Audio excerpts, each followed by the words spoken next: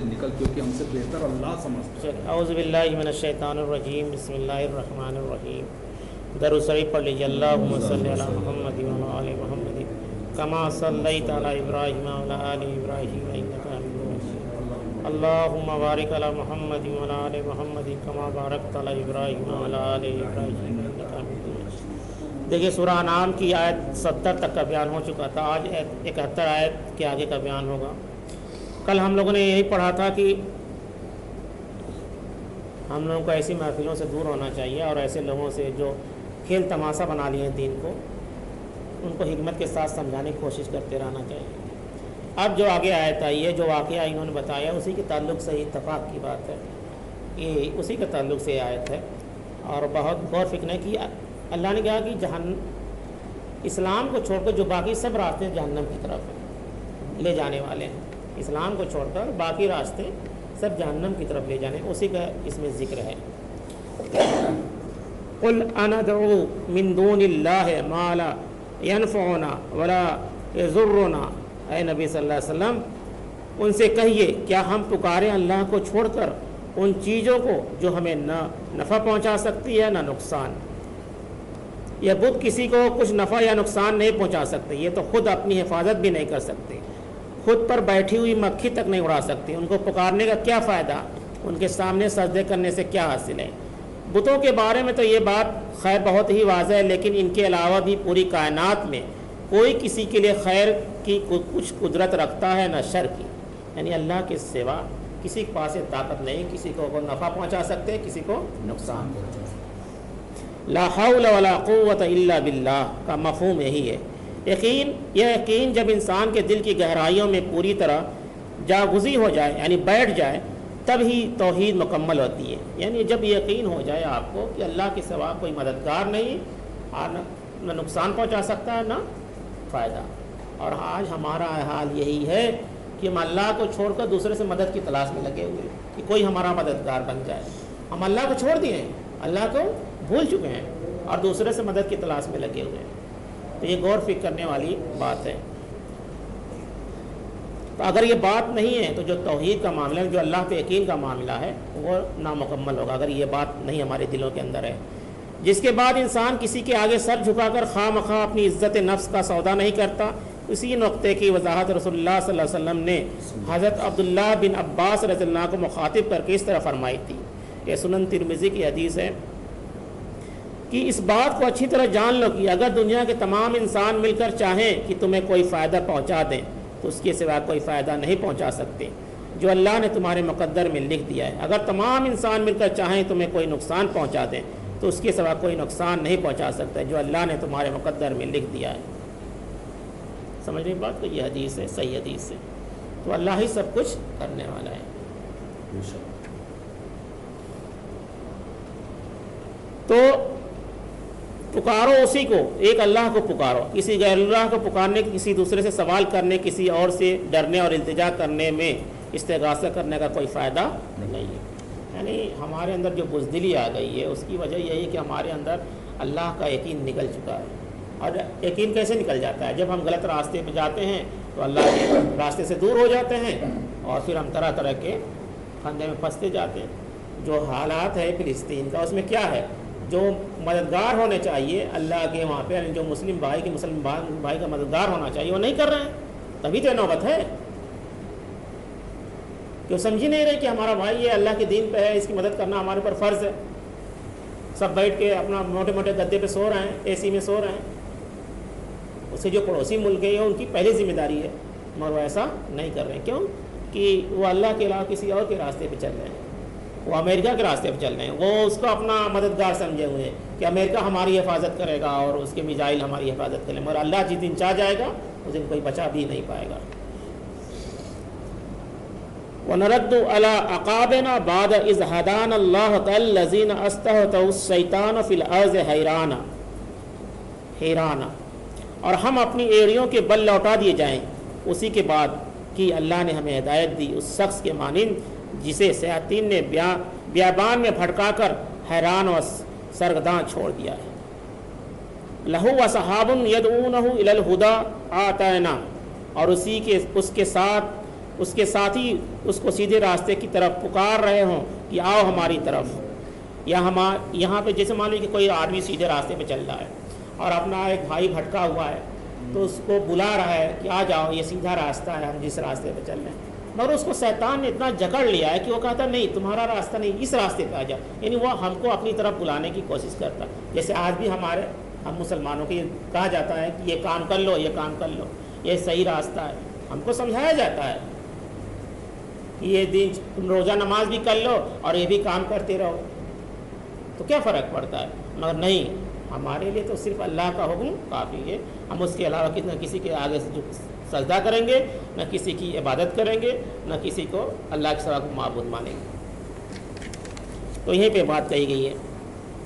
یہاں پہ ایک نقطہ جماعتی زندگی کے بارے میں بھی بتایا گیا ہے کہ جماعتی زندگی میں دوسرے ساتھیوں کے مشورے اور ان کی رہنمائی سے ہر فرد کو اپنی سمت کے سیدھا رکھنے میں آسانی ہوتی ہے. اگر کوئی آدمی 4 آدمی ہے، نیک آدمی ہے، اس میں سے کسی کے اندر اگر شیطان نے وسوسہ بھی ڈال دیتا ہے تو کیا ہوتا ہے کہ وہ اپنے ساتھی کو سمجھا بجھاتا ہے دیکھو یہ راستہ غلط ہے، اس راستے پہ چلنے کی کوشش مت کرنا. اس لیے جماعتی زندگی بہتر مایا. جماعت سے مراد ہے کہ ہم لوگ بھی ایک جماعت ہیں، جہاں ایک سے زیادہ ہوئے، 2 ہوئے جماعت ہو گئی. ٹھیک ہے، تو نیک آدمیوں کے ساتھ رہیں گے. اگر آپ سے کوئی غلط فہمی بھی ہو گئی اور کچھ دل میں وسوسہ بھی آئے گا کہ چلیں، تو آپ کا جو نیک ساتھی آپ کو سمجھا دے گا. تو یہ فائدہ ہے جماعتی زندگی سے. جیسے سورۃ توبہ میں فرمائے گا یا ایھا الذین آمنوا اتقوا اللہ وکونوا مع الصادقین، اے اہل ایمان اللہ کا تقوی اختیار کرو اور ساتھ رہو صادقین یعنی سچوں کے. اللہ کا تقوی اختیار کرو اور سچے لوگوں کے ساتھ رہو. سچے سے مراد جو اللہ اور اس کے رسول کی اطاعت کرنے والے ہوں. بعض اوقات انسان بڑی آزمائش میں پھنس جاتا ہے. وہ حرام کو حرام سمجھتا ہے اور یہ بھی سمجھتا ہے کہ اس کو اختیار کرنا انتہائی تباہ کن ہے. دوسری طرف اس کی مجبوریاں ہیں، بچوں کی محرومیاں ہیں، اہل خانہ کا دباؤ ہے، اور ایسی حالت میں اس کے لیے درست فیصلہ کرنا مشکل ہو جاتا ہے. اس کیفیت میں اس کے حرام میں پڑنے کے امکانات بڑھ جاتے ہیں. جب اگر وہ نیک لوگوں کے ساتھ نہیں رہے گا تو ایسے حالات بھی کبھی کبھی. ایک واقعہ میں بتا دیتا ہوں مختصر میں. یہ ابھی سال بھر پہلے کا واقعہ. ایک ہمارا ساتھی ہے، اس نے سود لینے کے سود پہ قرض لینے کی سوچ لی. کیوں کہ مکان اس کی بیوی کہہ رہی تھی کہ بھائی کا مکان تھا، بھائی بیچ رہا تھا، اپنے پاس پیسہ نہیں ہے، بینک سے سود لے سب کام ہم کرا لیا. اور پھر ہمارے پاس آیا، کچھ کام پھنسا تھا کہ عقیل بھائی یہی کام کرا دیں، ہمیں کس لیے کر رہے ہیں؟ وہ کہا کہ ایسا ایسا معاملہ ہے. ہم نے کیا جہنم میں تمہاری بیوی ساتھ دے گی تمہارا اللہ کی یہاں؟ کہا کہ نہیں. ہم کو تم جانتے بھی ہو کہ سود حرام ہے؟ کہا ہاں. ہم کو تمہارے پاس اتنی طاقت بھی نہیں کہ اس کی قسط بھر پاؤ گی. ہم کو معلوم سب دکان سب بک جائے گی. وہ تو ایسا ایک چنگل ہوتا ہے کہ انسان کو برباد کر دیتا ہے. تو اللہ کا شکر ہے کسی طرح سمجھاتے بجھاتے وہ اس کام کو چھوڑ دیا اور اسے نہیں لیا. آج سکون آج ملتا ہے تو کہتا کہ آپ نے بہت اچھا کیا. سکون کی زندگی گزار رہے ہیں تو پھنس جاتے اس میں تو ہم تباہ ہو جاتے ہیں. اور اس کے ایک غیر مسلم ساتھی اس سے اتفاق سے مل گیا. اس کو بھی اس نے کہا کہ آپ اس کے چکر میں نہ پڑیے. اور ایک آدمی کی مثال دے کہ دیکھو اس آدمی نے ایسا ہی کیا تھا، اس کی دکان بھی ختم ہو گئی اسی چکر میں. جو مکان لیا تھا وہ بھی چلا گیا اور جو دکان تھی وہ بھی چلی گئی. تو یہ سود کا کاری. تو اسی لیے کہا جاتا ہے جماعتی زندگی سے مراد ہے کہ آپ نیک لوگوں کے ساتھ رہیں گے اور کسی مجبوری میں آپ سمجھ رہے کہ یہ حرام ہے، پھر بھی آپ کسی مجبوری کے مال کی اولاد کی محبت میں، بیوی کی محبت میں، گھر چھوٹے ہونے کی وجہ سے آپ اس راستے پہ چلے جاتے ہیں. مگر آپ کا جو سچا ساتھی ہوگا وہ آپ کو نیک راستے پہ ڈال دے گا، کیونکہ وہ جانتا ہے کہ ہمارا ساتھی جہنم کی طرف جا رہا ہے. تو وہیں پہ بات کہی گئی ہے کہ اے اہل ایمان اللہ کا تقوی اختیار کرو اور ساتھ رہو صادقین کے یعنی سچوں کے. تو اس سے فائدہ یہ ہوگا اس کیفیت میں اس کے حرام میں پڑنے کے امکانات بڑھ جاتے ہیں. اگر ایسے وقت میں اس کو نیک دوست احباب کی صحبت حاصل ہو تو وہ نہ صرف اس کو صحیح مشورہ دیتے ہیں بلکہ اس کا ہاتھ تھام کر سہارا بھی دیتے ہیں، اس کو صحیح راستہ بھی دیتے ہیں. اگر دوست طاقتور تو اس کی مدد بھی کرتا ہے کہ صحیح راستے پہ چلو ہم تمہاری مدد کر دیں گے، مگر شرط ہے کہ وہ سچا دوست ہو.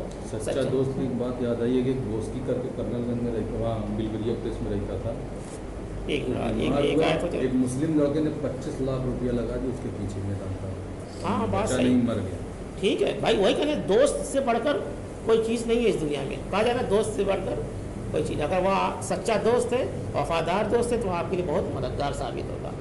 ایک آخری ہے اس میں، قل ان ھدی اللہ والہدی वअम्रना लिनुस्लिमा लिरब्बिल आलमीन, कह दीजिए यकीनन अल्लाह की हिदायत ही असल हिदायत है और हमें तो हुक्म हुआ कि हम तमाम जहानों के परवरदिगार की फरमाबरदारी इख्तियार करें। यानी जितने भी ये खुदा हैं दुनिया के, उन सब को छोड़कर, इस आदमी कहता ना कि अरे सब मज़हब तो एक ही जैसे, सबका रास्ता एक ही, अलग अलग है मगर सब एक ही जगह जाते हैं, ऐसा नहीं। इस्लाम उसको नफ़ी करता है कि इस्लाम के सवा सारे मज़ाहिब, सारे दीन बातिल हैं, यानी गलत हैं।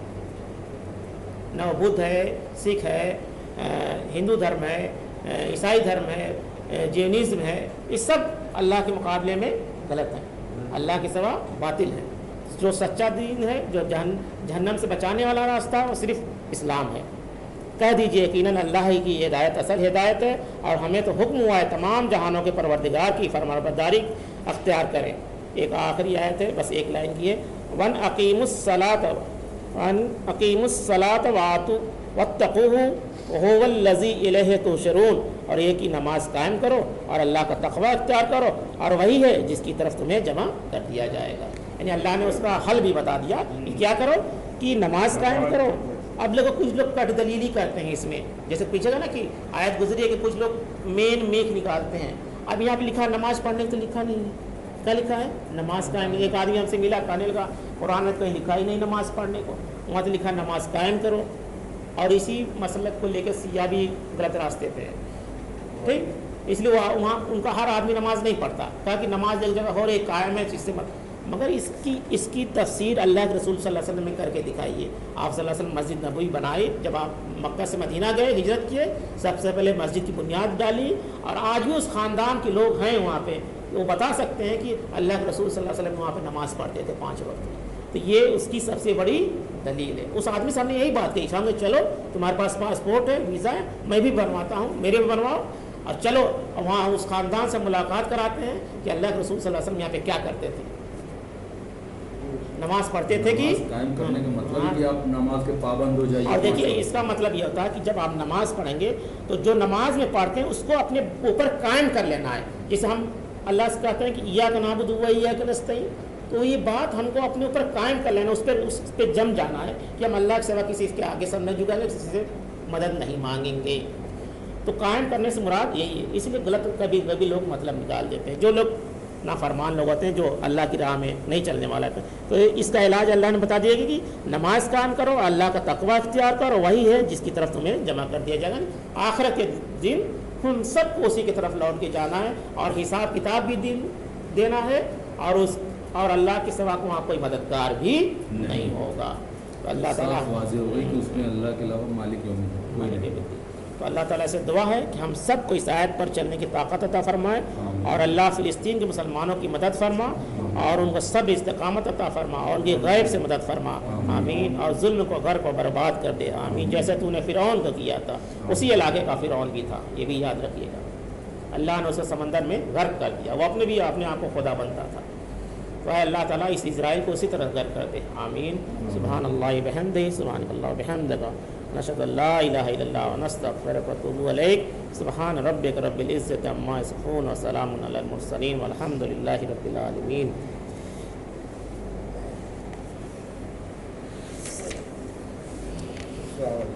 वालेकुम अस्सलाम।